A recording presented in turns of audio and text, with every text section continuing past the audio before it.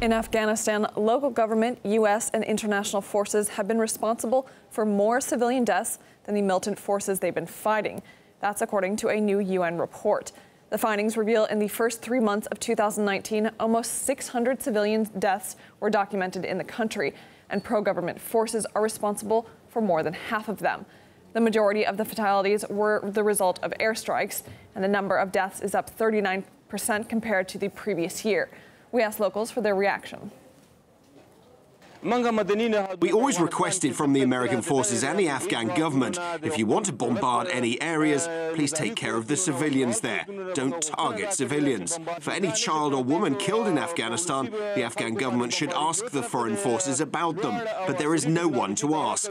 We have concerns. Lots of our people have been killed or injured. Women have become widows. Children have lost their fathers. People have lost eyes. We want the Americans and ISIS to stop killing our people. We don't want the US and NATO here. We will work with each other. We request from foreign forces and Afghan government forces and from the Taliban that if you are fighting with each other, do not use residential areas as a position. If the American forces do not take into consideration the civilian casualties in Afghanistan and they continue killing civilians by naming them insurgents, the future will be very bad for them. U.S. military forces have launched investigations after previous UN reports. Washington currently has about 14,000 troops in Afghanistan, most of them involved in non-operational NATO-led training missions. Reports back in December claimed Donald Trump had decided to reduce U.S. forces in the country, although there's been no sign of that being put into action.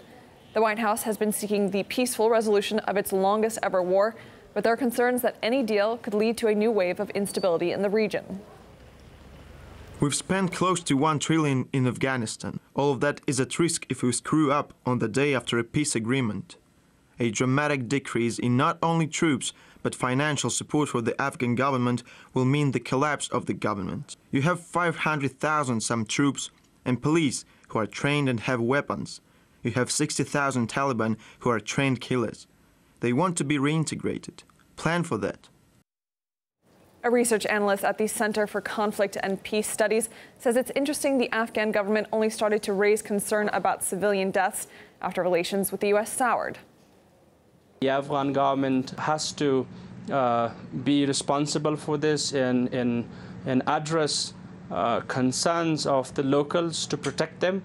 But a lot of the time when there was airstrikes and air bombardments by the Afghan or the American forces, the Afghan government would not even come to condemn it, and that was unfortunate.